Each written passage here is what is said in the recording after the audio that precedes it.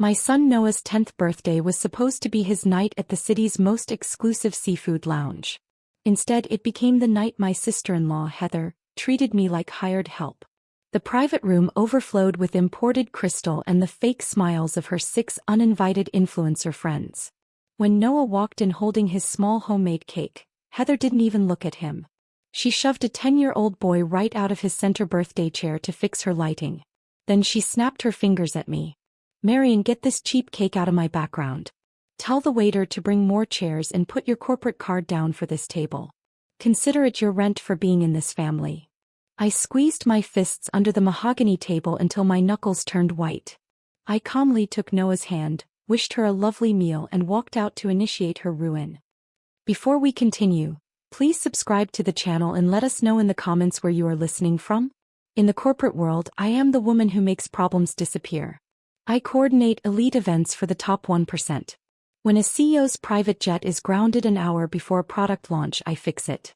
I negotiate, I execute, and I never break a sweat. But the most relentless crisis I ever managed wasn't a demanding client. It was my 43-year-old sister-in-law, Heather.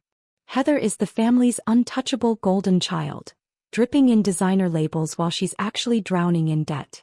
Last year, she stole $2,000 from our family vacation fund, sobbing that her house was in foreclosure. 2 days later, my social media feed was flooded with pictures of her at a 5-star spa. My in-laws just shrugged and told me to drop it for the sake of the family. They laughed at my boundaries then, but they had no idea those laughs sealed their doom today. Noah's 10th birthday was meant to be a quiet, high-end family celebration. I had spent months securing a $500 VIP table at the city's most exclusive lounge. But the moment we sat down, the heavy oak doors burst open. Heather marched in, trailing 6 influencer friends who were already recording for their stories. Without a word of greeting, Heather swiped Noah's birthday cards off the table to make room for her designer handbag. "Move over, kid," she snapped, physically nudging my son out of the center chair.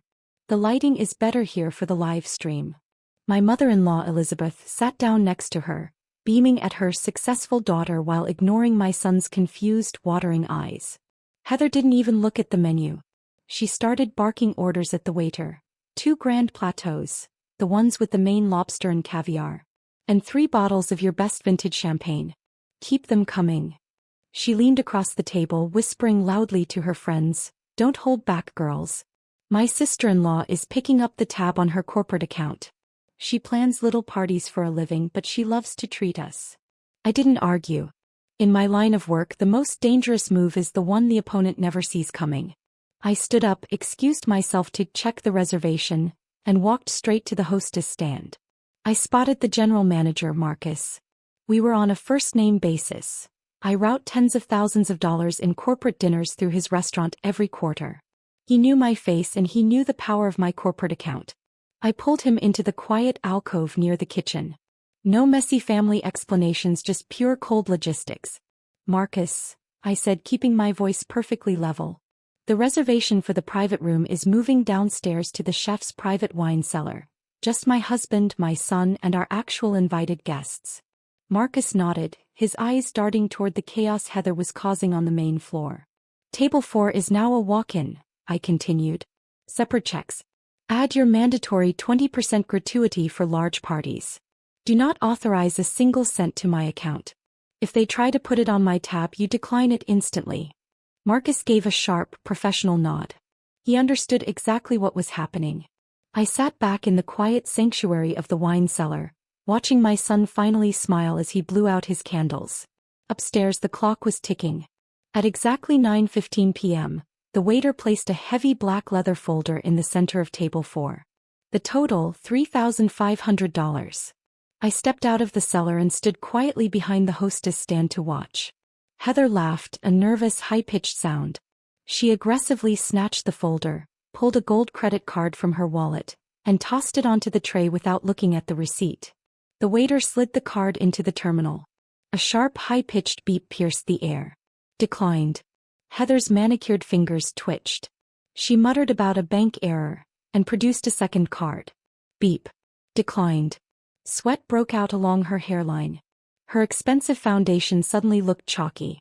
She shoved a third card toward the waiter. Beep. Declined.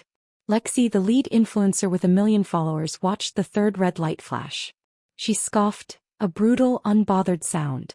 Lexi reached into her clutch, tossed a single crumpled $20 bill onto the table and sneered, "You are broke." Pathetic. The 6 girls scattered like roaches, blocking Heather on social media before their rides even pulled up. Within 60 seconds, Heather was alone with a $3,500 bill she couldn't pay. She looked up, locked eyes with me, and screamed, "Marion, get over here and fix this right now." I simply whispered, "Uninvited guests pay their own way," and walked out. Heather didn't pay. Marcus gave her an ultimatum: sign a collateral agreement or leave in a police cruiser for defrauding an innkeeper. She surrendered her iPhone 14, her ID, and her husband's car keys into the restaurant's steel safe. But desperation makes toxic people remarkably stupid. By 9 a.m. the next morning, Heather drove to my house clutching an old spare key. Because of my event business, she knew I kept a $5,000 emergency vendor envelope locked inside my home office desk. She was trying to rob my livelihood to save her own skin. But I had a technician install a digital keypad deadbolt the night before. No physical keyhole. My phone vibrated. The camera feed showed Heather frantically wedging a screwdriver into my back patio door. The security system triggered. A 105 decibel siren ripped through the quiet morning. Instead of running, her narcissism anchored her. She stared into the camera, screaming and demanding I open the door, burning through the exact 7 minutes it took the patrol cars to block her driveway. I watched the officers force her face down onto the pavement, the metal handcuffs clicking around her wrists. Heather's destruction was absolute. She missed her 24-hour restaurant deadline while sitting in a county holding cell. Marcus filed a second felony charge for theft of services. 2 felonies in 2 days. Kevin filed for divorce that afternoon to save his security clearance, and my in-laws finally blocked her number after emptying their retirement for her defense attorney. 6 months later, a letter arrived from Heather's cramped studio apartment. She wrote that she forgave me for overreacting, adding, "At the end of the day, we are still family." I dropped the paper into the trash and went back to my coffee. Toxic people build prisons out of fake images and demand you pay the rent. Remember, blood never makes you family, unwavering respect does. Boundaries without consequences are just suggestions. True power is silent. You never have to scream, you just have to separate the checks and let gravity do its job.